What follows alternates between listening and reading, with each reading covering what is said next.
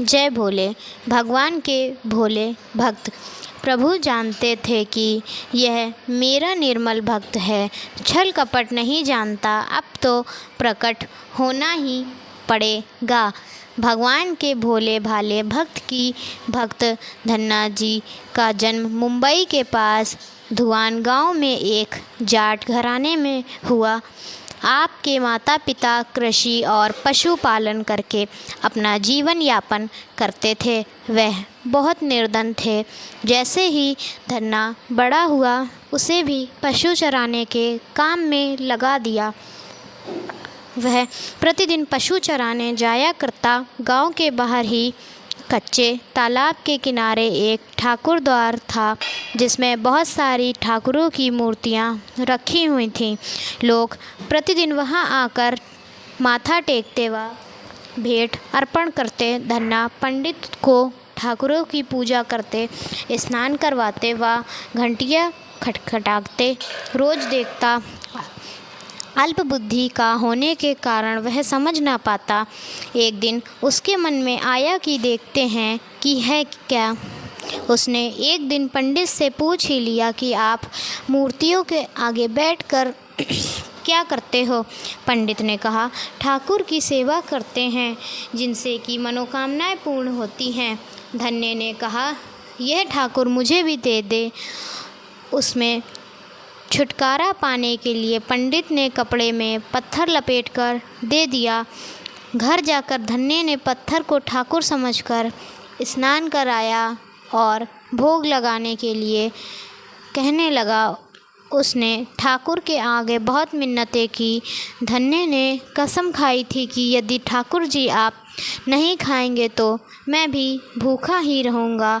उसका यह प्रण देखकर प्रभु प्रकट हो गए तथा रोटी खाई व लस्सी पी।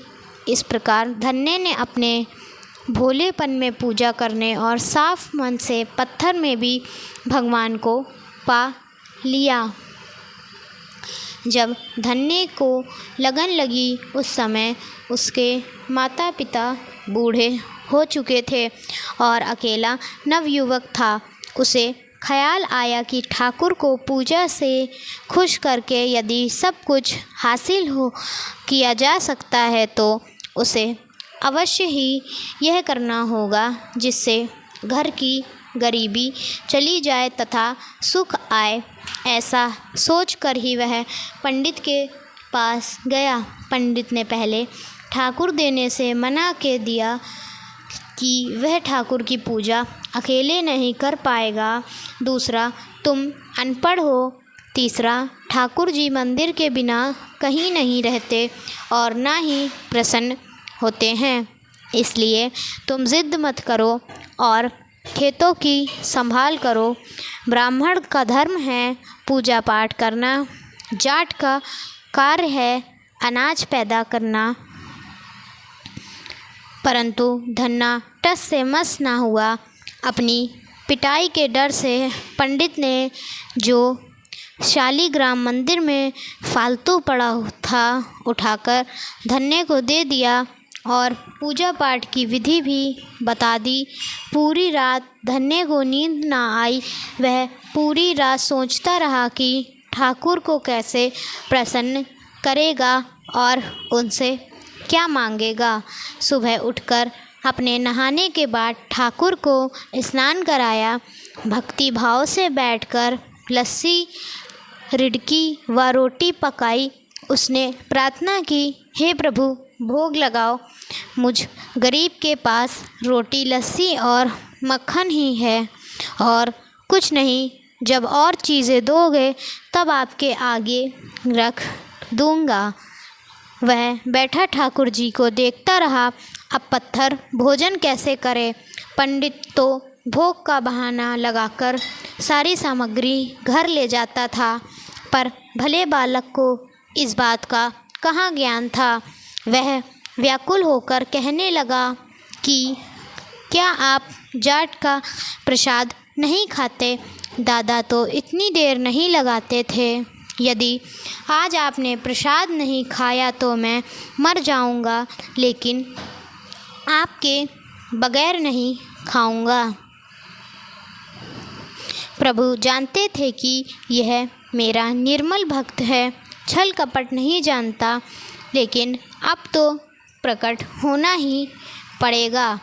1 घंटा और बीतने के बाद धन्ना क्या देखता है कि कृष्ण रूप भगवान जी रोटी मक्खन के साथ खा रहे हैं और लस्सी पी रहे हैं। भोजन खाकर प्रभु बोले, धन्य, जो इच्छा है मांग लो, मैं तुम पर प्रसन्न हूँ। धन्य ने हाथ जोड़कर विनती की, भाव जो तुम्हारी भक्ति करते हैं तू उनके कार्य संवार देता है। मुझे गेहूँ दाल व घी दीजिए, मैं खुश हो जाऊँगा।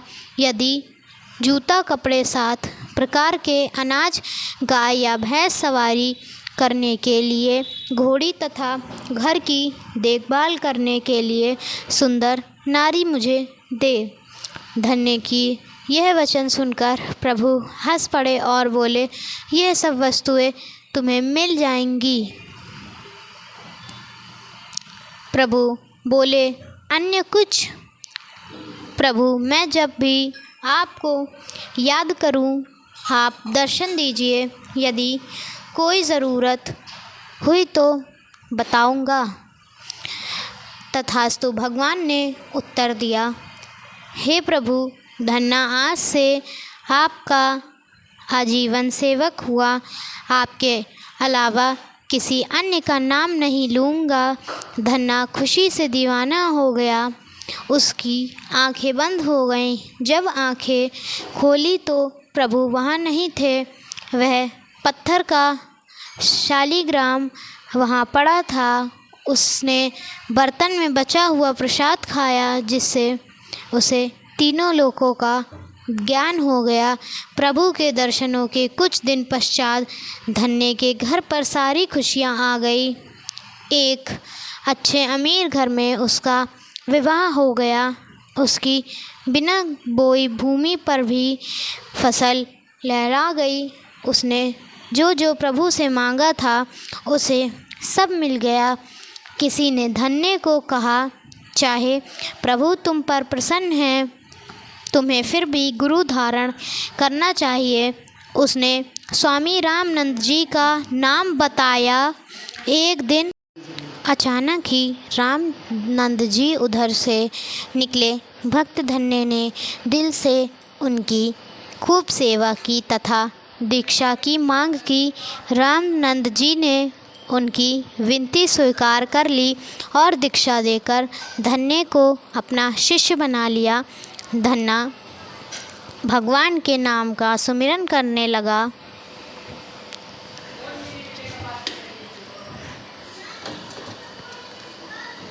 राधे राधे। ऐसी और वीडियोस देखने के लिए प्लीज़ हमारे चैनल को लाइक, सब्सक्राइब एंड वीडियो को शेयर ज़रूर करिए।